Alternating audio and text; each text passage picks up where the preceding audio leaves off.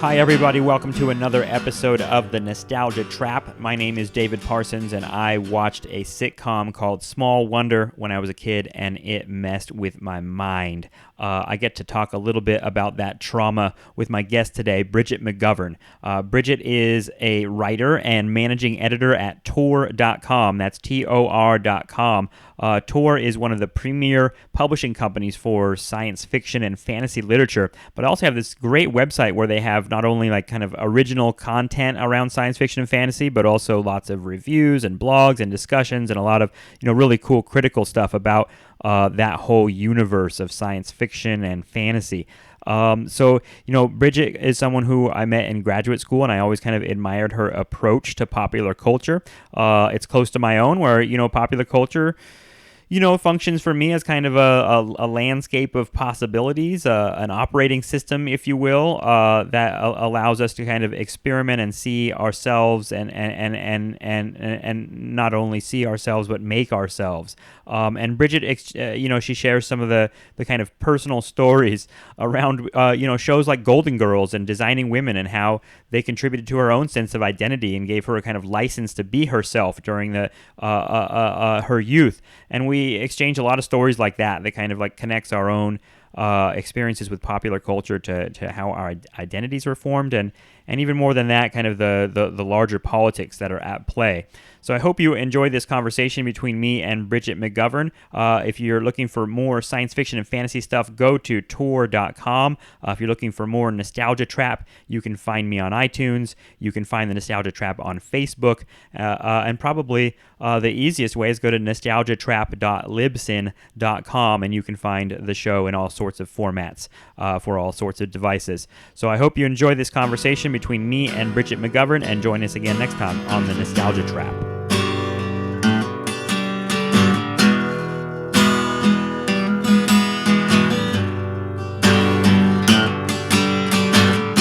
So in terms of like being a kid, I think we were allowed to pretty much watch what we wanted. I know my dad was. I was going to say the cousins. I remember coming over, and the idea of just not being able to watch The Simpsons to me like blew my mind. The idea that they were like, our parents like are not about like The Simpsons was apparently. So you were allowed to watch that? We were totally allowed to watch that. That surprises me. I mean, Fox at that time had a kind of like stigma of like In Living Color, Married with Children. Yeah. There was like this like. It was raunchy, and my parents did not want us watching it, even though they watched it, while we were upstairs. I would say, to their credit, they didn't want to like micromanage too much. I think they kind of had that like, you're smart, you should be able to like figure out what's okay. About this? Yeah. But also, I mean, my dad is just a huge fan of comedy and of all kinds of movies. He loves westerns and he loves crime films. So I actually grew up watching a lot of inappropriate stuff with my parents because my dad would be like, "You're 9, you can see The Godfather now," and I was like, "What?" Which of course at the time I was like, "Yeah, I can watch whatever," and then only later does it seem to you, when you go back, you're like, "I watched this as a 9-year-old. Like that is not totally appropriate." Well, it's weird what like. It's hard to tell like what's going to traumatize a 9-year-old. Right. You know what I mean? Like you have this idea that like, oh, it's going to be Godfather or like something with bloody violence. Right. But like I was remembering this show, Small Wonder. Oh God, with Vicky. Yes. Oh boy. That's a terrifying show. Like that show fucked with my mind, and I still like. That show was deeply disturbing. Why? Like, why do you think that is? Because I've talked to other people that like also agree. So like, what is it about that show?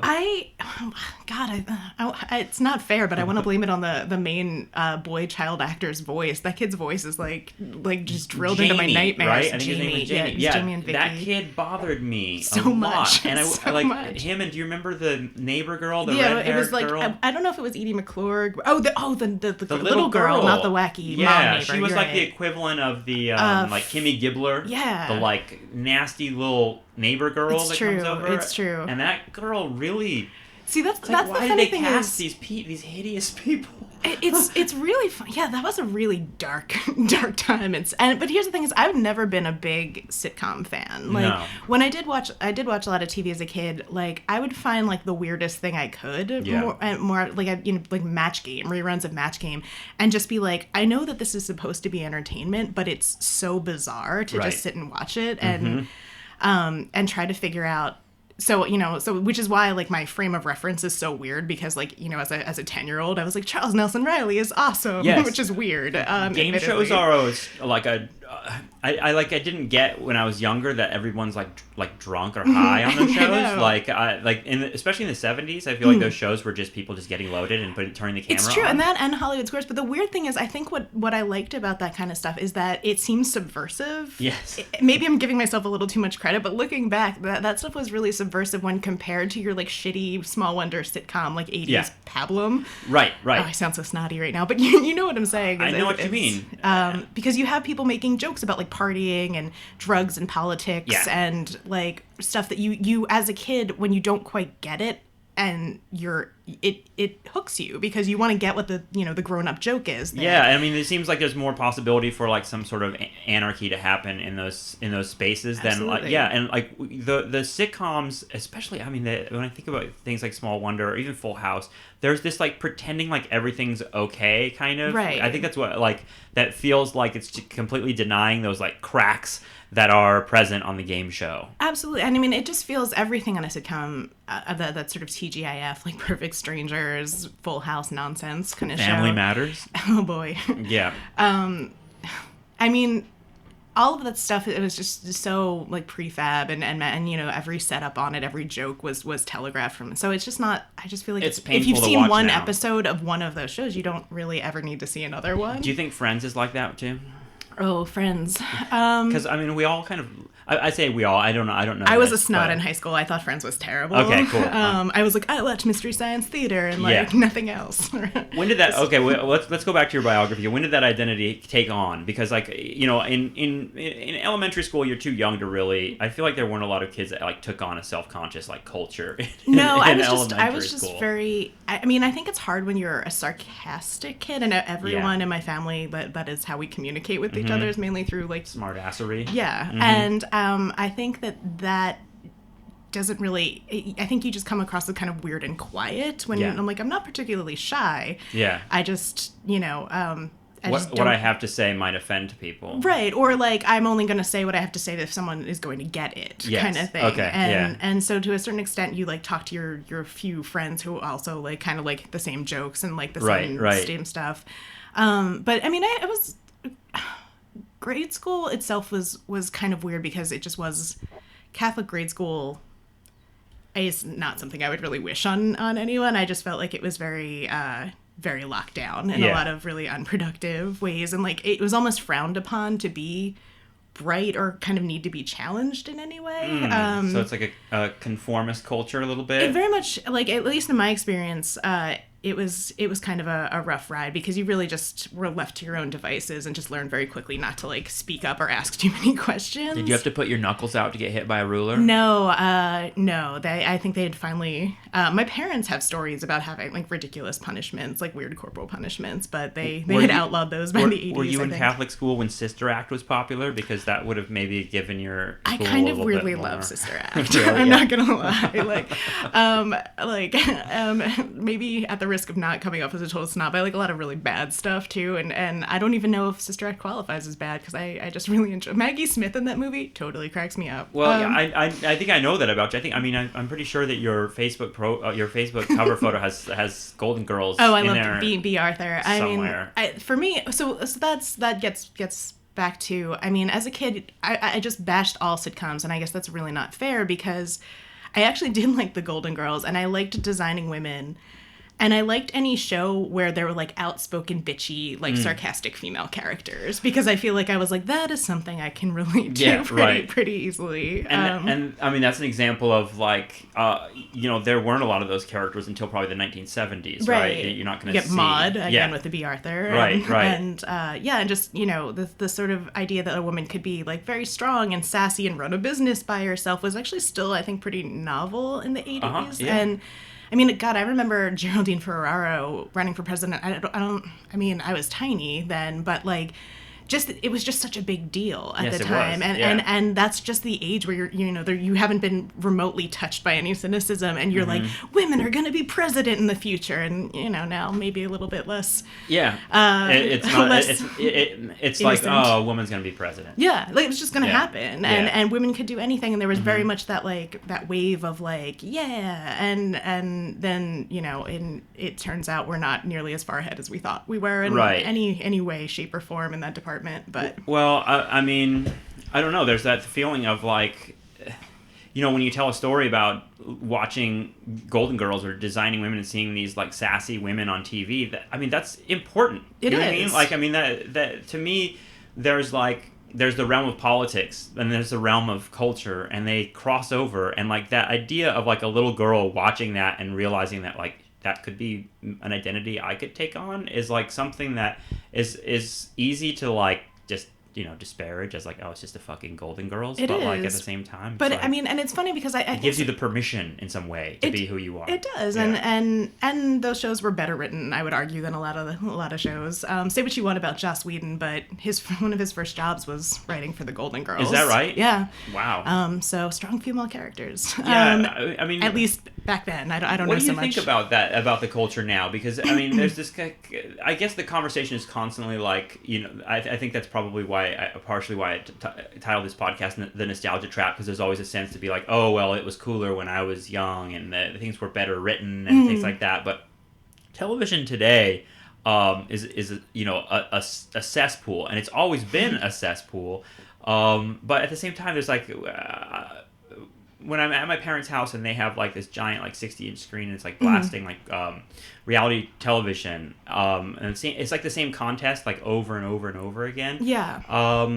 I don't know. I don't want to sound like an old man, but it's like they don't. It doesn't have the anarchic feel of the Match Game. I'll put it that way. No, it does. It's funny. I would say I pretty unabashedly loved 30 Rock, for example. And she did a really great job of referencing shows like The Golden Girls and Designing Women and all those shows that clearly Tina Fey and probably a lot of the other writers contributing to the show watched growing up and, had the same sort of reaction that I probably had, which is that it was like just different enough and just interesting enough to really be quite a bit better than the other stuff that was getting thrown your way, especially, as a kid, those were grown-up shows for me, and so I was coming at them as a kid. I don't know how I would have felt watching them as in my 30s, but probably talked down to the same way I was with the family. But as a kid, seeing that made a difference for me, and I think that Tina Fey and Amy Poehler are doing some interesting things within the sitcom. Yeah, and I forget about shows like Arrested Development, and there's definitely like in a lot of ways the other story that's going on television is that quality has moved to television, and that movies are not nearly what they used to be. And Community has been up and down. I thought the last season was a pretty decent return to form, but like that show tries different things. But the thing about all three of those shows is that they are very hyper referential within the medium. They are very much like. Well, they're kind of part of that nerd culture, right? Exactly. They're kind of like, look, we all have this knowledge, and we can reference this knowledge and kind of like build on the knowledge together with jokes. Absolutely, and that's the kind of thing that I see happening a bit, is that you have. This is a very well thought out theory, but on one hand, you have these sort of. Shows looking backwards and commenting in very funny and interesting and novel ways on the past and on the past of the sitcom and cultural past. And then you have, I don't want to sound, I don't watch any reality TV, so I can't really say all of it is terrible. It is the sense that I have. Some of the celebrity chef stuff is pretty good. Yeah, I've heard that. You know what? That's not true. Drag Race is amazing. With RuPaul? Mm-hmm. Yeah, I can't really speak to them because I don't see them. I haven't seen, but without TV, I've only seen like a season of Drag Race. But I was like, this is he gets. But even in that sense, I feel like he is already turning the reality show format on itself. It's almost a parody of that format. Is why it works for me. It's like meta. Right. Yeah, that seems to be the name of the game in the culture now. It does, because I feel like whatever when you have a reality show. And reality television seems to be like the newer thing, the thing that's more, that we've come up with that hasn't been done before, and it's not very good for the most part. So I feel like there's probably some happy medium between unscripted nonsense and then like the scripted television with like such a focus on basically eating the past in an interesting way. Eating the past. No, literally. But I mean, I think Arrested Development, I'm just kind of sad about Arrested Development because I didn't really get into the new season. I only watched a few episodes of it. I couldn't watch it. It made me upset. Like I wanted it to be so amazing and it just didn't. And were you excited for it? I mean, the first seasons were amazing, right? Like some of the best television ever. And not even that, like, I mean, yes, that, but like also it was a show that I could, my taste doesn't always cross over with my family or with my parents. That was a show I could actually put on and like, with family around and everybody, like, I think we were at like Thanksgiving one year and there was like a marathon on. Yeah. And my aunt and my mom and people who had like kind of no idea what the show was about thought it was hysterical because they just think it was just such solid writing that you didn't really have to know a lot about the show. And every character was just so well drawn, so hilarious in their own way. And like, I mean, no one is campaigning to bring back Arrested Development now. No. You know what I mean? Yeah. Like when Arrested Development went off the air, there was like an internet phenomenon of people like, more excited about that than like the civil rights movement. But they're like bringing Arrested Development back. And I mean, I was part of that. I was like really excited. I mean, I didn't give money or anything, but they brought it back. And then I watched like 2 episodes and was just over it. I mean, I wanted to have like a party at the house. We had a viewing party. We'll watch it, right? Yeah. And what was wrong with it? What was so bad about it? I mean, maybe it's just something that you can't really. I don't know. I just felt like the writing was completely different. I feel that like green screen shit they were doing? It just like didn't work for me at all. Like, I honestly, I feel like I could do an entire podcast, like go back and watch it and try to figure out what was wrong. But it was one of those things where I was actually just so disappointed that, especially because, like, it made me there's cynical. something about watching it in a room full of people who were also hoping that it would be really good and everyone's face slowly like falling. And like there's like the people that are like, hold on, this is gonna be good. Yeah, I think like everybody else wanted to. There was one person who held out to watch like the 4th episode, and I think that was as far as we got. And, no one likes it, and it's like it reminds me of the Star Wars prequels, right? Where it's like everybody is which I also didn't finish watching. Been waiting. Yeah, I don't know if I did either. I mean, they were bad, and like people waited 15, 20 years for these things. I mean, when those came out when I was in undergrad, so I remember it being like a giant phenomenon. I actually there's a videotape somewhere, I think it's in my parents' garage, of me protesting the first Star Wars. That's amazing.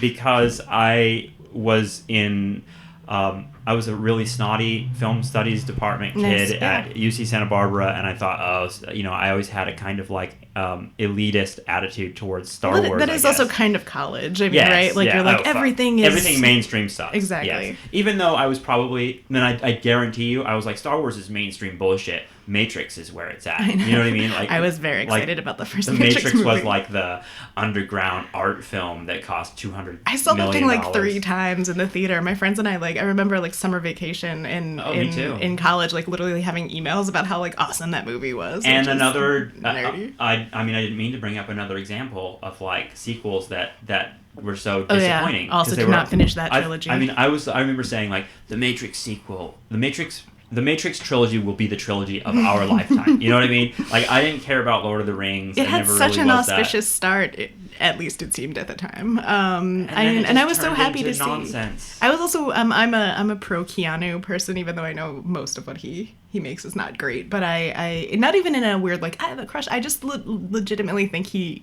tries to make interesting choices as an actor. He's great, and he's weird. He is weird, and I like him for that. Have you ever seen the interview where he's like on the BBC and he starts doing like a fake British accent while he's talking to them? On purpose? On purpose, yeah. Okay. And not just like the way like Gwyneth Paltrow does it. He's bad. Okay. Like he does it like it's almost like an exact and he's like Dick Van Dyking it. Yeah. and people you feel like the newscasters are wondering like why is he doing that? Like why is he talking that way? And it's like I don't know, he was in a Shakespeare, was he in Much Ado About Nothing? He was in that, and he did I remember that, like his kind of fake British that weird like his Prince John. Yes. No, that's really fun. Yeah, I find him to be, I mean, he's one of those So I think that I would say, I mean, you talk about movies like Bill and Ted's Excellent Adventure. I think that there was a turn at some point where fantasy and sci-fi became very meta, and you had, I mean, maybe they always were, but I feel like you had a lot of these movies that and TV shows that sort of I mean, for me, Mystery Science Theater was just such a huge thing. And obviously that's just people making fun of old science fiction movies, but in a way that's affectionate. When was that in middle school? Because You're right, that teaches you, like, that show teaches you what postmodernism is, kind of. We didn't get cable, like I said, until, I guess it must have been 8th grade. Yeah. And I think that's when I started watching it. And became totally obsessed and was totally obsessed with it all through. Yeah, I've seen that show and I've watched it and I've always enjoyed it, but I never became like a Mystery Science Theater 3000 head. But what I found is that all the people that I kind of gravitate to in the rest of my life, like that's a big thing for them. It's funny, you know like I mean? you get those touchstones, and for me, like that is a huge one. Like Twin Peaks was a huge one. Yes. Like Twin Peaks, I was talking about my parents being pretty permissive. They did not want me to watch 90210, which premiered, I think, the same season. But Twin Peaks is cool. Twin Peaks was okay because it seemed arty. So they didn't want to watch it, but they were like, "This seems like a weird murder thing, and it seems kind of dark, but like it's arty and it's a big national kind of dark." And but they didn't want me to watch 90210 because they had read it was like nothing but like a soap opera full of like teenage sex, and so they were like, "Don't really watch cool that." Kind of morality, actually. It is, but I think if they had known anything about Twin Peaks, they would have probably reassessed. But luckily for me, they didn't, and so I was as a 6th grader, basically up watching Twin Peaks. That's creepy stuff. But then when you get to high school, like I met all these other people who had watched it, and like, you know, it was weirdly like a strange badge of like, you were also into David Lynch. And there's nothing worse than like probably a bunch of 12-year-olds discussing how into David Lynch they are. That's like fucking nuts. Probably wearing a lot of eyeliner and black clothing. But yeah, that was kind of. Were you really? Was that your scene? I mean. Were you a goth person? I wasn't I was like, I listened to a lot of punk. I listened to a lot of Britpop when I was, because I've always been into like the Kinks and David. So basically, for some reason, I was very much like British music is far superior. Yeah. You were doing your fake Keanu accent. I was. God, I hope not. I feel like your parents did you a favor by keeping you away from Beverly Hills 90210 and giving you Twin Peaks. Yeah. I mean, I know that might have been your own interests. You might have been more interested in watching Twin Peaks anyway. Well, it's funny because I don't think I was interested in Beverly Hills 90210 until they told me I couldn't watch it. Then of course, I was like, well, now I need to find out what it's all about. Yeah, and yeah. I mean, it is what it is. I'm sure it's about sideburns. It was Jason Priestley's piercing blue glare and sideburns. Do you know? I mean, that's one of those shows that stayed on like way too long. I don't know if you ever watched it, 90210, but like it stayed on far longer than it should have, and they had to, just like Friends, they had to try like really ridiculous plots like to I think keep it going. Somebody Goes to Paris, like Shannon Doherty got sent to Paris for a while. I remember turning it on like years later, like flipping through the channels. I didn't know it was still on. I see like these older versions of it, and I'm like, oh, this is 90210. It's still fucking on. Yeah. And I think like David was in prison for rape. I'm pretty sure David was in prison. Sorry, not that that's funny.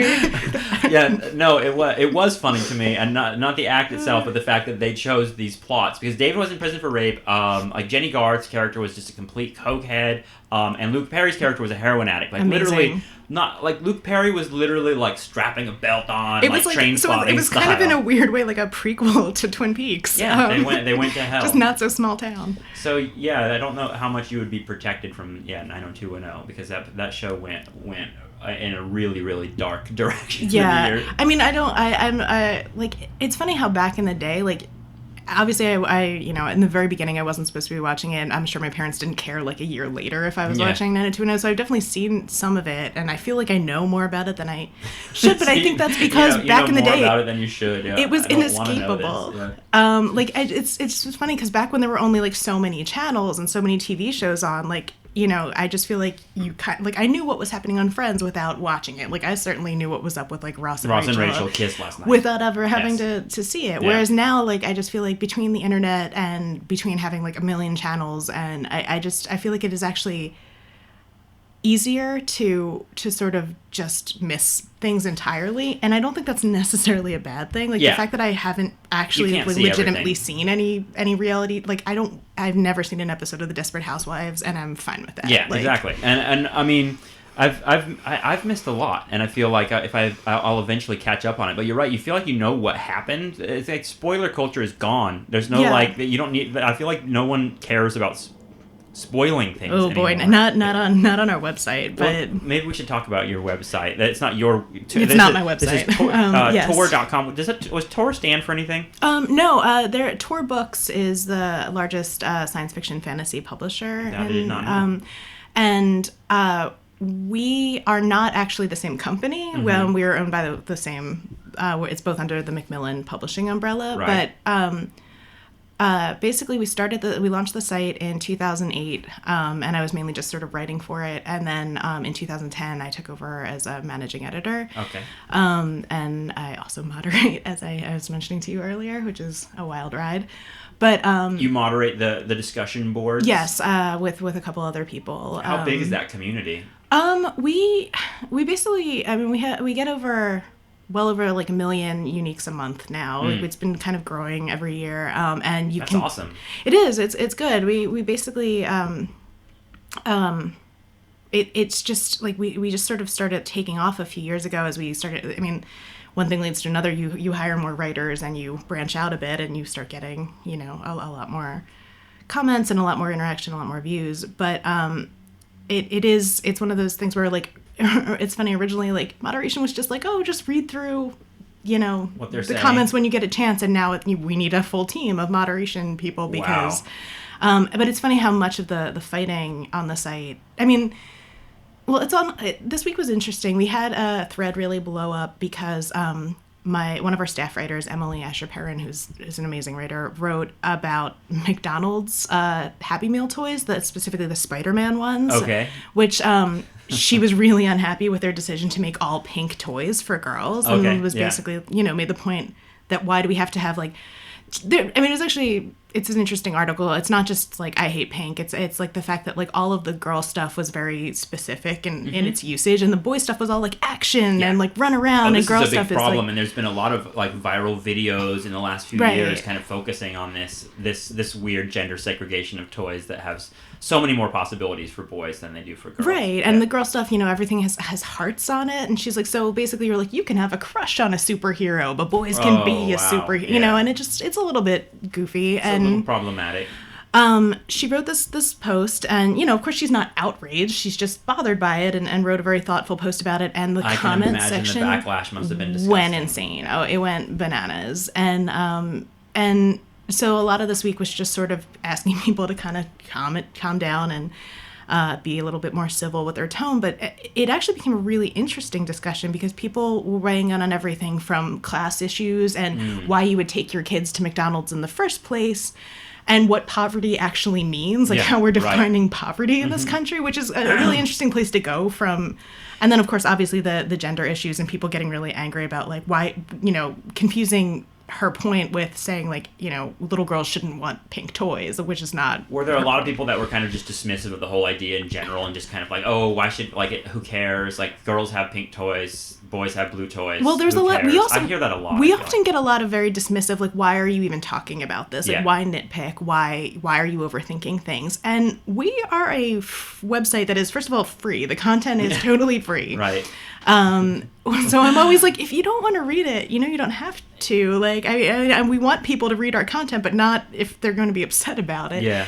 And feel the need to chastise people for writing these articles. But the other thing is, like, for me, the point of pop culture, you need more than one lens to look at pop culture. If you're looking at everything on a very personal level, that's okay. But if you're not applying it if you're not like using it to look at it, the rest of the culture and say like, well, what does it mean that we give all like little girls these pink toys? Like, sure, it might not be like the most science fiction or fantasy related topic in the entire world, but like I think it is, though. In a lot of ways, it's right there. It's like toys are like a primary delivery system for sci-fi and fantasy. Right. If you only want to read reviews of sci-fi books, like that's fine. We have those too, but I just think that it's part of our like part of the reason we exist is to really get into these issues and talk about gender and talk about class issues and talk about like what what we're doing when we're watching these movies and consuming this culture. Well, is that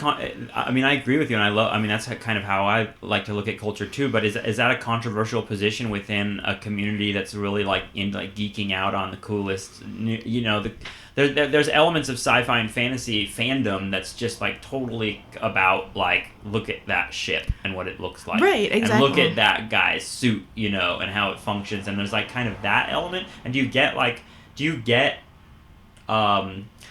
people that do you find that in the community that's an unpopular position to take, that you're gonna like analyze the political and social ramifications of this stuff? I think that's in a large part like what we've become known for doing. I mean, I think we managed to cover the spread quite a bit in terms of like just, you know, squeeing over like awesome, you know, we're going to be excited about the new X-Men movie because hopefully it'll be good and there's cool people in it. And, you know, if we get like a little snippet of an advanced scene, we'll probably just post it and say, you know, we're not going to analyze every aspect of it. We're going to say like, this looks awesome. Hopefully the movie will be awesome, because that's literally all there is to say about it for now. But I do think we've built over the last almost 6 years, like a community of people who are really interested in engaging thoughtfully. And, you know, there is pushback. And I think the larger we get, the more people we have coming to the site expecting kind of, you know, not to have to overthink things. And that's fine. There are places for them to do that on the web. But what we're trying to do is very much focused on, you know, being smart about I love that. Consumer. I mean, the reason I brought that Star Wars protest thing up is to get back to that, because I want to find that tape. I'm sure I would love to see really embarrassing, because I thought I wore an NSYNC t-shirt. Oh my god! Because I thought that it was like so burn. ironic. It's a super burn. Yeah. And I had this sign that said, end violence in our society, ban Star Wars. Nice. That was all the sign said. Mm-hmm. And I thought it was just kind of like a really like hyperbolic, ridiculous thing to do. But also I knew that, maybe I just sensed that Star Wars fans would be really upset by kind of bringing in like politics, you know, which is weird because Star Wars is such a political piece. It is. It's a hugely, which was kind of why I didn't love it as a kid as much. Yeah. It's a lot of, you know, stormtroopers running down corridors in this way that's very, you know, and a lot of discourse on imperialism that's really uncomfortable. Right. And then there's the thing about the fact, people are mad about the new movie that there don't seem to be a lot of female characters. And it's all white dudes, basically. Oh, pretty much. But, did you hear that thing about the casting director? Who was it? The casting director of a film recently. Oh, Noah. Oh, boy. That was amazing. Where she was like, well, we wanted to make a movie that was just about all people, so we chose white people because they're all people. And if we had black people in there, then people would be like, well, why is a black person there? And it's just easier when you're doing a generic person to just do a white person. And it's like kind of stunning to hear someone actually say it that way. There was an amazing response to that on the Toast. I think Mallory Ortberg wrote something about like Country Club Noah that was just like the perfect. I was just like, well, that's a good thing that's out there, because that is the perfect like ridiculous response to a ridiculous statement. Yeah. But there's at least I think one black actor and a Hispanic actor in the new cast, but they're both men, and there only seems to be one new female character. And not that any of that is a great stride, but I think it's early days to be complaining about the cast so far, because who knows what they're going to do with it. And I'm not saying, people, you know, feel free to complain on the internet. It's partially what it's there for. Yeah. But I will be more, you know, I like to kind of wait and see. I'm assuming Andy Serkis will be playing some sort of creature of indeterminate ethnicity. Who knows? I just hope there's no more. I got off that bus at Jar Jar. I just couldn't continue. Well, it's weird because how do Star Wars fans deal with Jar Jar and deal with the fact that the prequels sucked? And there's this. How do they? My question, I think, mainly is about George Lucas, because like the George Lucas figure, it's kind of weird in the Star Wars universe. Like George Lucas is not really like that beloved as an artist. It's almost like people took his art and they're like, we'll make it better. Yeah, you know, like we don't need you anymore. It's funny because Lucas and Spielberg are weird. They're such a huge part of an 80s childhood, and yet like. Especially Lucas, I just feel very automatically dismissive of as a fan. Like I'm like, oh, you cast pretty people and wrote like a kind of hacky script. You don't take him seriously as an artist? Here's the thing. Again, I'm not great talking about. It has been I don't think I have seen the Star Wars original movies since I was probably in grade school. Oh, wow. I was not the world's I liked. You didn't go see them when they were like re-released? No. Chewbacca's hair was like more like delicate and clean. I know a lot of the stuff having sat through the awesome Star Wars trivia round yesterday about stuff they changed in the re-release, which I was just horrified to hear about all over again. I was like, oh right, like I forgot they did all that nonsense. But Han Solo stepped over Jabba's tail. That was one of the like. Yeah. Freaking no, out. They mentioned that yesterday. There's a scene where he steps on his tail, and it's amazing. Sorry. Did you lose a little bit? There, are you back? Yeah, I'm good. Okay, cool. I hit it. Sorry. It happens. You want to talk about? I guess the way So growing up, I mentioned I probably watched a lot of the movies that Spielberg and George Lucas, who are I guess about the same age as my father is, like grew. They were the dream team in the 80s. And clearly they. I think it's out again. Sorry. That's all right. Can you hear it now? No. It's out in this. We're experiencing technical difficulties on the Nostalgia Trap. Okay. Wait. Back. No, it's sorry. That's all right. It happens. Okay, that seems to be working. It'll fall and then it won't be working anymore. See? Okay. That works. Okay. Yeah, great. Cool. But I mean, so I grew up watching all these westerns, especially these John Ford westerns, and I feel like even as a kid. Did you watch those on TV or how'd you get those? Yeah, I'm assuming TV, maybe like Blockbuster rentals. Yeah, okay. So you sought westerns out. My dad did. This was very Okay. much like he was like, well, you need to see like you're 8 now. That's old enough for Sam Peckinpah. Yeah. Oh Jesus. Sam Peckinpah. Which is again, I will say I wasn't traumatized by it. I just think like certain things as a kid you just roll with and you're not even thinking about how horrifying it is, and it's only when you go back later you're like, what did I like? Well, I mean, do you think that stuff kind of in a way it kind of packs into you that like what you're gonna like later on? I mean, do you like brutal violence in movies now? Or how is your attitude towards that? I don't. I think I was more immune to it as a kid. I think as an adult you just see it differently. Like you actually realize what's happening in a way. Whereas as a kid, like your brain maybe only holds so much interest in the violence, and then you're just kind of like, I'm gonna totally ignore this until something interesting starts happening. Yes. I mean, I definitely was more disturbed by like a movie like Watership Down as a kid. Yeah, you wrote about rabbits on the Tor.com site. Yes. Did you? I didn't see, and I didn't know if it was an omission or if I didn't see it. But did you write about Inland Empire and the rabbits in Inland Empire? No. Because those are some terrifying rabbits in that movie. Every year I managed to, because this sort of just became our default like that Easter list post. was huge, and you could have gone on, and I feel like there were so many examples of horrifying No, rabbits. I'm now sad that I missed that one. I will make a note to add it next year. But like Watership Down is one of those movies that like it's not for kids, but it was animated, so I think there was a lot of confusion. Yes. And maybe it is for, but I mean I found it to be very disturbing in a way that like. I don't know that like the sort of violent westerns didn't really Cowboys getting shot isn't as bad as which as is the weird because rabbits that's running around live Watership action Down. and No, it I seems get like it should be but I think like as a kid you really become like more invested in, you're like, oh, it's an animal or it's something like cute, and you actually feel weirdly more connected to that than you do to these big grizzly men shooting each other. Yeah, at least for me. And I think it sounds like me, like you were probably more disturbed by the kind of like I don't know, that stuff that like you would see on Full House or something. Some like Michelle's smiling face is somehow more terrifying than a guy getting his head blown off. Or just even like awkward, like sitcom awkwardness. Yes, that's what I mean. Definitely that kind of like uncanny feeling. Right. Yeah. Whereas like something that violent seems a little bit unreal to you as a kid. It doesn't hit home the way it might when it later. But the thing about the westerns is having watched so many as a kid and having watched a fair amount of old war movies and a lot of kind of like John Wayne and Lee Marvin things happening, which is interesting when you're like a little girl. I remember at one point I really wanted to be Cool Hand Luke when I grew up. Oh wow, yeah. Which was like but also liked Rainbow Bright. So it was just it was an interesting. Yeah, and so like Designing Women is like this cuts the center line between those two impulses. I guess you could totally say, yeah. You kind of want you want to be the. You're looking for who you are when you're in pop culture when you're a kid. Right. Right. I mean, and they're like it comes out in with the form of like weird non-sexual crushes or like you just love this person. Right. I love the guy, Bill Pullman in Spaceballs. Oh my god. Like, I just thought, like, I didn't even get Lone that it was... Star. Like, He's so speaking awesome. of Star Wars, I mean, I didn't even get that he was playing Han Solo No. at all. Like, I didn't even really understand that it was a parody of Star Wars, Yeah, I don't think that mattered to me as a kid. I just love Mel Brooks so much. I liked it way better than Star Wars, Yeah, though. Like, me too. I was saying this yesterday. I was like, if this was Spaceballs trivia, I'd be rocking it right now.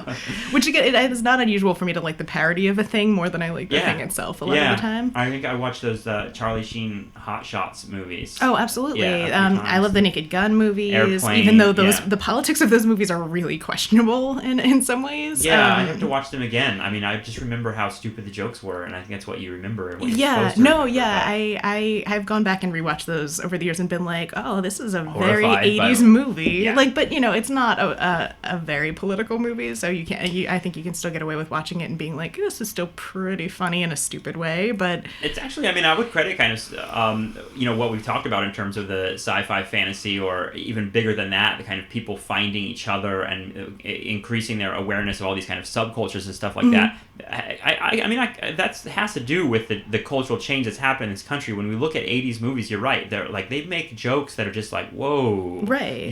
I saw George Carlin very recently. Surprised me. George Carlin in like 1985 made a joke about like a faggot with AIDS. Oh my gosh. And I was like, what? Like George Carlin? Yeah. And almost I wanted to cry because I was No, like, I that's always think really- of George yeah. Carlin as this guy and this very progressive individual. Absolutely. And it was like, well, that was just the culture then. It would be like, but that's like, and it's like, it's wow. almost as disturbing if like you heard like Bill Hicks like suddenly Yes. like went on a racist Right, rant of right. some sort. Like, Like- you're like, no, he's a hero. Like, Right, but it was like, well, he was a hero. He's a hero, yes, but in the context of the time, that was still the jokes that were being made. And I mean, you see that in We see that in 80s Mel movies. Brooks drops the F-bomb in Does terms he? of gay people In in a couple. Spaceballs? I think it's usually. I mean, there's a.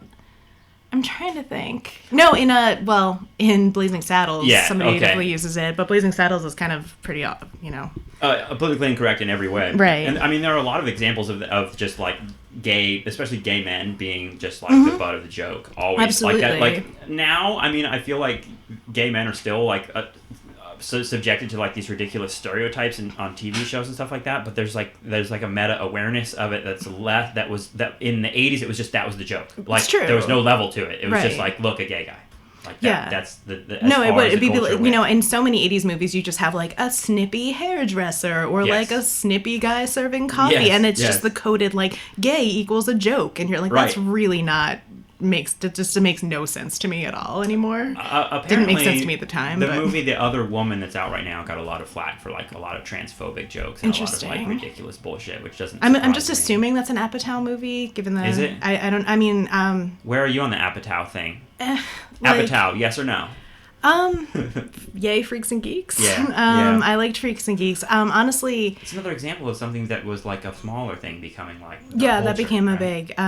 I will say I didn't see it until it was all. I wasn't one of the cool early adopters of it. I saw it. I was still in college when I saw it, so it was still new. But I saw it because a friend had literally taped every episode and was Yeah. like, "I can't believe you haven't seen this," and I thought that show had a lot of heart. I'm not against a certain kind of like dumb comedy, but Apatow like for the last few years hasn't really done anything that I'm super interested in Yeah, me seeing.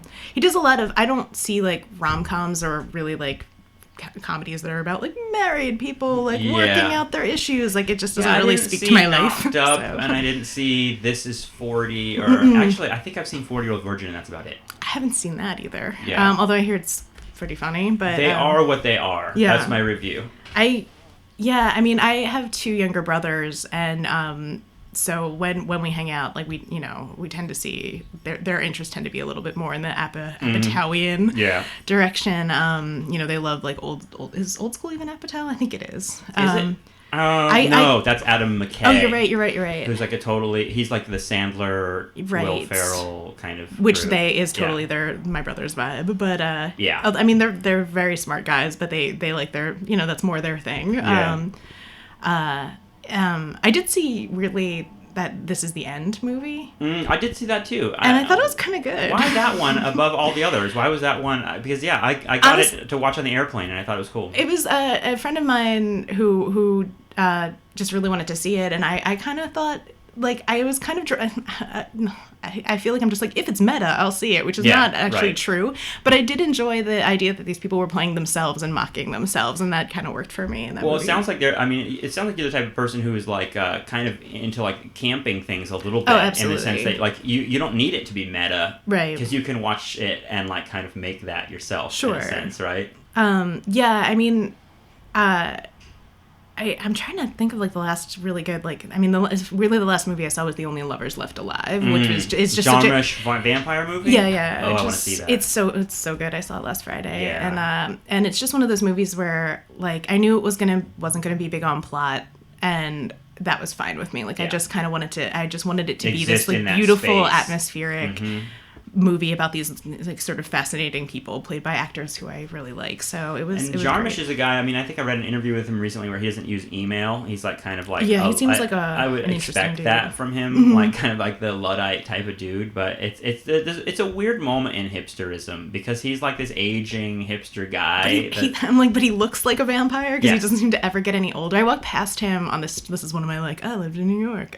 He's unmistakable. I passed him standing outside a movie theater in the rain smoking a cigarette, and I was like, that is exactly what Jim Jarmusch should be doing. And he looked, it was like walking past a magical like movie poster. I was like, or like an animated, like a animatronic Jim Jarmusch. Like which when I'm a millionaire, I'm just gonna make that now and just have it standing outside like my front door forever. But he, interestingly, I read after I saw the movie, I immediately started reading up on it, and apparently Nicholas Ray, the director, was sort of his mentor, which I never ever actually I didn't knew. know that either. And it makes a lot of sense. And Nicholas Ray was actually going to direct a sci-fi movie called Only Ray, the guy that did Rebel Without a Cause? Yeah.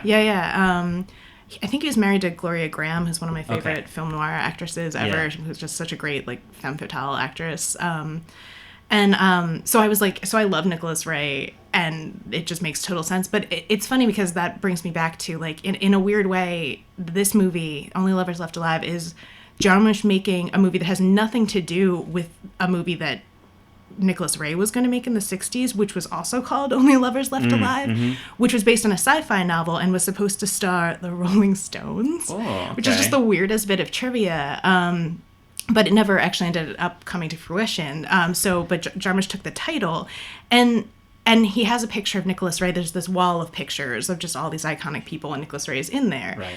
And so he does sort of, in a weird way, it's a kind of a roundabout like homage, and that's kind of sort of going back to what I was saying about Lucas and Spielberg and the Westerns, which is that when I watch those movies, to me, those movies just seem like a couple of film school dudes. And this isn't about the quality of the movies. It's just like, since I was watching a lot of the movies that they grew up watching while I was watching their movies as a kid, I just feel like there's so much, like, not at all copying, but I feel like they grew up being like, I want to be John Ford. I want to make these like big epic movies. They swallowed the culture of America for like 40 years and then like vomited it back up on the screen in a really like technically masterful way. Right, exactly. And that's probably why they're so hyper resonant, their films, is because they're like, call it copying, call it what it is. I mean, it's pastiche of some things we all love. Well, especially like the fact that I was weirdly more into the Indiana Jones movies than I ever was into the Star Wars movies. Oh yeah, me too. Is I think it had a lot to do with the fact that they are kind of more adventure westerny movies, the kind that I had sort of grown up watching. But also, I mean, like, there are just shots that you're like, oh, that's a John Ford shot, and I think. Well, I think the beginning of The Last Crusade, the third Indiana Jones movie, is just straight up John Ford, right, homage, like exactly. in every way. Like he's chasing a train with a horse, and then he jumps on the train, and that's where he gets his whip scar. Right. I think this is River Phoenix, actually. R.I.P. River God Phoenix. rest his soul. Poor River Phoenix. I know, but we got Joaquin out of it. That's like soft solace to you. I mean, Joaquin Phoenix is amazing. Yeah, I don't know.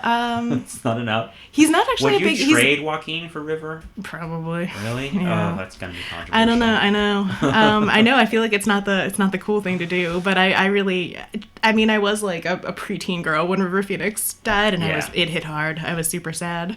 My Own Private Idaho was a big movie for you? I really liked. Well, yeah. it's got Keanu your two and River friends in Phoenix. it. No, and I remember like the way like people would have sleepover parties and watch like whatever She's All That and stuff. Yeah. Like I definitely had like sleepover parties where we watched my like Gus Van Sant movies. That's great. Because Yeah. but weirdly like not because I was necessarily a weird kid, but because I remember because it had two heartthrobs in it. Yeah. Like all of my friends in high school were like My Own Private Idaho. It's also a delightful movie. It is. I mean, it's one of those movies that's like, it's actually different than all of Van Sant's other movies, I feel like, and like how accelerated the weirdness is. It's true. I mean, it's probably my favorite, I would say, of the movies of his I've seen, which I guess is not really hard because I don't...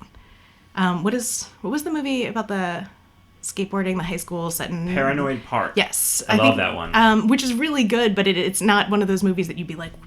You gotta go see I like, let's watch that together. Like, it's one of those movies that you see and you're like, that was really interesting, but like at no point was it fun. Well, his movies have been like that Death trilogy that he did. They were really like Jerry. Have you seen Jerry? No, I haven't. I mean, I don't know if you can get through it without falling asleep because it's like so. I mean, it's long shots of like people walking for hours. I mean, it's amazing. I mean, honestly, I love it, but it's also not something you throw on. Right, you're like just situation. a casual like movie it's night. like staring at a painting for 2 hours. You know which what I mean? which definitely has its place. I mean, I know that some people will probably not enjoy Only Lovers Left Alive to the extent that I did because I mean, if you're looking for something to happen, there are definitely things that happen, but it is very slowly paced, and you're seeing like a slice of life for people who've been alive for hundreds and hundreds of years, and that makes kind of a really perfect sense when you watch it, but it might not be for everybody. But I like a slow movie from time to time. I just brought up Twilight. Where does Tor stand with all the like big mainstream? Like Twilight is not really science fiction. No, I mean, would be... But like there's like Twilight, Hunger Games, even the Avengers are like big, huge things in the culture, and I feel like Tor has to address them in some way, right? Oh, absolutely. We write about. I mean, I work with a lot of people who are huge comic book fans, and I'm mainly my heart belongs to Batman, and I don't branch out too much beyond that. I like the X-Men movies, and I've seen I think all of the Marvel movies except for the latest Captain America movie, which I'll catch up with at some point, but. I liked the first Captain America a lot, and I'm not a big... I'm into the Thor movies because I really, again, like... You like the fantasy stuff. Yeah, like I do. The stuff where people like say "my lord" to each other. Kind of, yeah. What is that about? Because I mean, you must be into Game of Thrones. Oh my gosh, yeah. So, what is that about? And, like, convince me to like that stuff because I don't know if I don't know if I want to. The thing is, as a kid, like I loved Labyrinth. I loved the kind of medieval storytelling. Well, I mean. Like Labyrinth is just David Bowie in a glam wig, but there's more to it than that. No, that was a total like talk about your like non-sexual like crushes. I just wanted to be the Jennifer Connelly character so badly, especially as like a kid with a bunch of younger siblings. I was like, man, I would totally rather hang out with David Bowie in a castle. See, I wanted to be her character in Requiem for a Dream. That's an interesting choice. I just wanted to live in Coney Island and hang out with Jared Leto.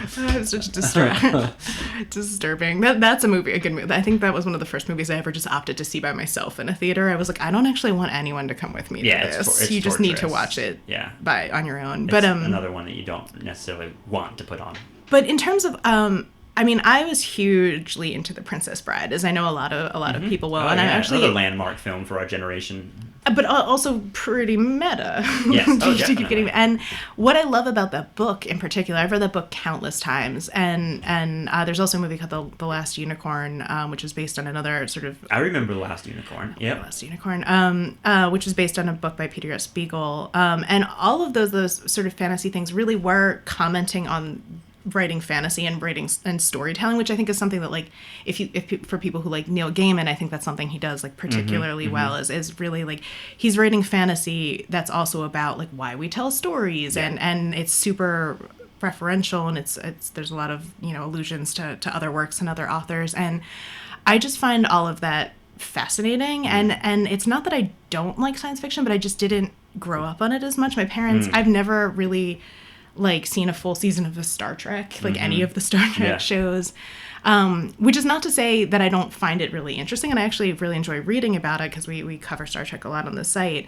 And I think if it's something that I had gotten into maybe earlier in life, I could totally understand the devotion. But my parents really, like, the one genre they did not like at all was sci-fi. And even I remember my mom being kind of into the X-Files, but she only would watch it if it wasn't about, like, like if it was like an Aliens episode, she'd be like reading a book while it was on. Where like if it was if it was one of the conspiracy episodes, she didn't want to see that not part. really interested. See, those are the only ones I cared about. It's so funny. It's such there's like such the a divide. episodes, I think no, she loved the Monster of the Week stuff. Like she basically wanted like an encapsulated, like, solvable mystery. My mom's a huge mystery fan, but she does not into space. I had an X-Files notebook where I like took notes and tried to figure out the conspiracy, and then I had a nerdy friend that we would call each other after the show and try and figure out what was going to happen next and compare notes and That's stuff like so that. Great. I liked the X-Files a lot. I didn't I was not into it to that extent, but it was a show that like I think at that point, like, I mean, I had been introduced to Twin Peaks at that point, and I loved like just weird TV stuff, in general. Didn't Bob like just scare the living hell out? It's terrifying. To this day, whenever I'm in my parents' house, which is kind of like a suburban house that looks like Twin Peaks, I can't help thinking of Bob like crawling out from from behind the couch, or like just like there's a scene where he's just crouching next to a dresser. Yeah, that's just the fucking most horrifying image I've ever seen. No, I remember even as a full-on adult, like a couple years ago, I was in an unfamiliar room. I think it was like we were staying at a rented house Bob somewhere, is there. and there was like a ceiling fan like revolving slowly above the bed, and I had the weirdest flashback to when, like, Laura looks up and sees oh god, and I just was like, but you have to give, as terrifying as that is, you have to give David Lynch credit for really being able to tap into the stuff of nightmares in a way that, like, he's great. I mean, I really do think it has something to do with his like transcendental meditation thing. Yeah. Like he literally goes to some weird space, some like archetypal universal consciousness space, comes back and directs it. I mean, he mentioned that in an interview talking about Inland Empire. He said, "I'll never shoot a movie on film again because he's all digital now. I can just with digital, I can just think of something in my mind that's like tapped into some weird consciousness and then just shoot it immediately." Man. And the result is this kind of like, I mean, Inland Empire is a true nightmare of a film. I mean, it's like 3 hours of just absolute nightmarish imagery. That he's good at that kind of stuff. And you're right. If you've seen Twin Peaks, Bob is with you everywhere. It really is. And there's also a scene in Mulholland Drive where there's something lurking behind a dumpster when the two guys are at a diner. Oh my god, yes. It's funny because, like, I think years from now when I don't remember anything else about that movie, like, I will still remember, like, the terrifying creature behind the dumpster part, which is just, again, like, you're like, wow, David Lynch, like, what is wrong with you? It's amazing. Yeah, he's good at that. But yeah, so where were we? Yeah. Well, you know what, I was asking you about Game of Thrones because selling you on that. So are you a special correspondent about Game of Thrones? Do you write about Game of Thrones on the? Or do I you moderate fights on? I do. Game of I do Thrones? have to. Yeah, that was You have to wrangle the nerds. I do a lot of wrangling with spoilers, especially because, it's kind of a mess because there's the people who've read the books, the people who haven't read the books, they're going off book now, so it's kind of it's the Wild West. How do people feel about that going off the book stuff? Because it's the same thing with Lucas, right? There's this kind of like feeling that, well, on the one hand he's kind of like the god, but on the and the creator, but on the other hand it kind of belongs to everybody now. Yeah. I mean, it's the hard situation is that, like, really no one knows when the next 2 books are going to be finished. Yeah. And obviously that is already a contentious point in fandom because some people kind of believe that they deserve those books. They were promised them, and now he spends his time he puts out anthologies and he writes some other stuff, and they get very upset. We are entitled to further stories. There's a lot of entitlement. And I can understand being, annoyed and exasperated to a certain degree, but I don't think that you can sort of just demand that an author produce like when you want him to. Yeah. It's just a weird thing for me.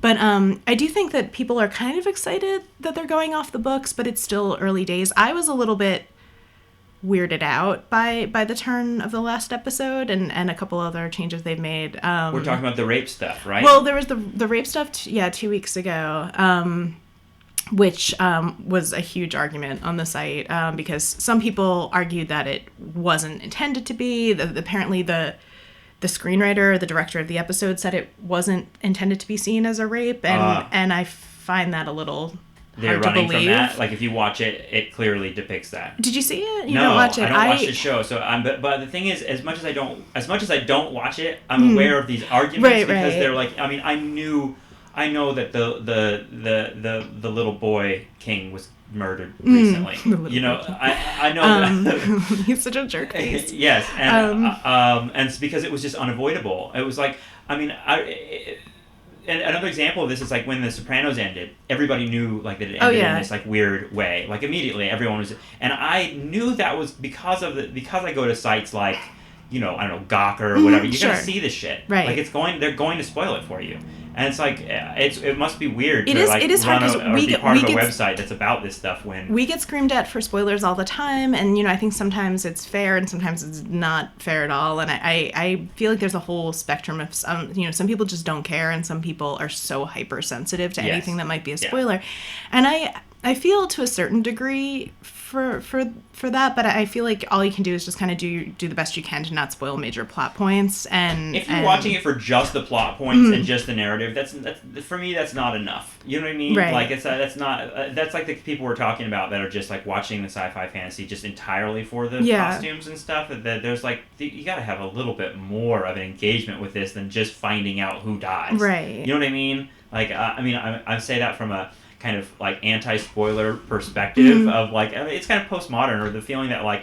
it's all already happened in a sense, and like to me it's not about what it's about how it's going to be about it. Right. And I mean I knew, for instance, I had a major spoiler for 6 Feet Under, that show. You know, I knew what was going to happen in that show. I knew that a major character was going to die. I knew how he was going to die and when it was going to happen, but it didn't really change my enjoyment of the show. Right. I feel like, because it's like there's so many other elements, things happening going on. I mean, Game of Thrones is certainly, I feel like, better than just who's getting their head cut off every season. Sure. You're watching it for more than that. Right.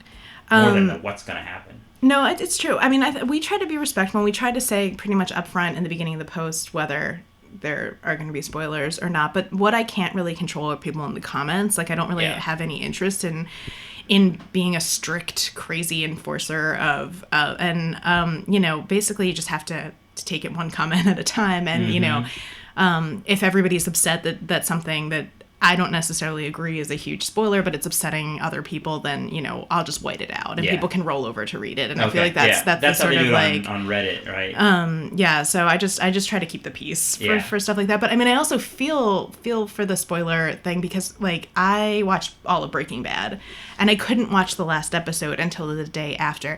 And I shit you not, I stayed home from work. Yeah. I worked from home. Yeah. And I literally I'd shut down Facebook. I shut down everything. And I basically only concentrated on work all day and just prayed that no one would say anything about it. And then, you know, that Monday night I watched it and because it was the series finale and I was like, I just don't want to know anything. I have to admit I did the exact same thing. I mean, I avoided it completely. I was like on the bus with sound cancellation headphones, like going, like it was like a crazy person. But it's very easy for me to say like, oh, it doesn't matter if I knew Walter White was going to die or not, but it did matter to me at that moment. So I guess there are certain moments that are more climactic than others. A series finale is obviously... Well, Breaking Bad was a very plot-driven show. Like, that show was, like, more than a lot of other shows. That show was, like, very much, like, what happens each episode is really important because of the way they did time on that show was, like, so... Oh, the pacing of that show was just a masterful... Like, here's what happened over 10 minutes, and here's the next 10 minutes, and then here's the next 10 minutes, and then here's 2 weeks ahead. I mean, it really kind of fucked with you and like it did. What was possible. But it was to also happen. So like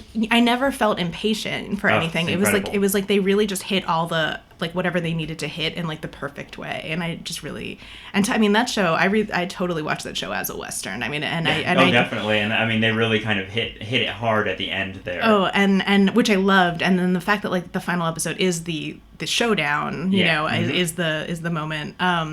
of like every great Western ever. They took it out to the desert. Yeah, you're right. So, it's amazing. They did that on The Wire, too. I don't know if you watched The Wire. I did. I totally, I love The Wire. There was a scene between Omar and Brother Muzone, who are two of like most fearsome killers on the show, and they like meet each other in the middle of the night. But I forgot about Brother Muzone.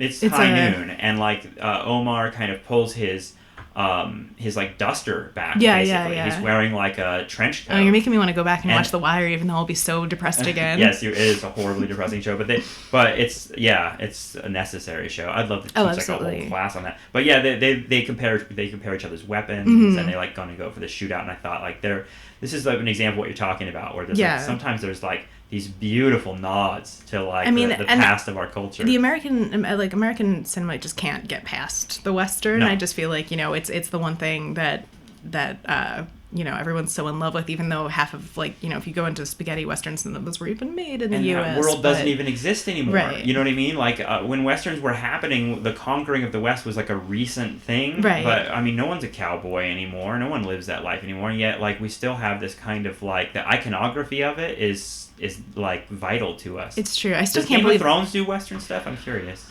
No, I would say. In the sense, obviously the Western kind of borrows a lot of that sort of like knightly tradition. So I think you could draw really interesting parallels between some of the sort of amoral like paladin type characters that you have. But I haven't seen much on that show.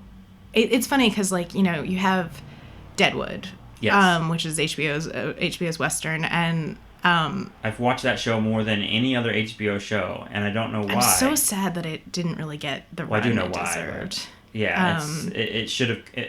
HBO does that a lot. They like just give up. They did that with Enlightened too. I'm in the middle of Enlightened. I've heard great things. I haven't watched it. It's great. It presents those kind of new age ideas in a way that's very, very palatable to people that would be like not really receptive to those kinds of ideas. I love Laura Dern. She's just she's an incredible great. figure. But in terms of so I wouldn't say there's. I think that it's possible to really love Westerns and love Game of Thrones and see a lot of the same things in both. Obviously, Game of Thrones is very gritty and is very like George R. R. Martin's kind of whole mission is to take this sort of high epic fantasy where everyone's a lot of people are chivalrous and then there's a very black and white characters and boil that down to like a very gritty, like no one is really good. So it sounds like a Game of Thrones is like Deadwood. It is. Right? So like I would a say dirty like kind of medieval thing. Right. And I think there's a direct line between like, I'm sure the elevator pitch possibly for Game of Thrones for if like an exec didn't know anything about George R. R. Martin, like, 5 years ago, whatever it was probably like, it's like, basically we're doing to like the fantasy genre what we did with the Western and Deadwood. Dirty Lord of the Rings. Yeah, kind of. And the magic is not a huge component. It's important. There are dragons, in case you haven't heard. I've heard there's dragons. There might be some dragons. You didn't spoil anything. Sorry. But the dragons don't show up right away, right? It takes like a couple seasons before the dragons show up? The dragons show up at the very end of the first season. Okay. So, which is also the very... So you did spoil that for me. Sorry. Bridget, thanks for coming and talking to me. Yeah, no, this has been really You've made fun. me want to sit down and watch some more like David Lynch. I have to see Labyrinth now. Yeah. And, I may, because, I'm willing to say this publicly because the CEO of HBO said this is okay. I have an HBO code. So I can watch Game of Thrones when I want to. You totally should check it out and let me know what you think. Thanks, Bridget. All right, thanks.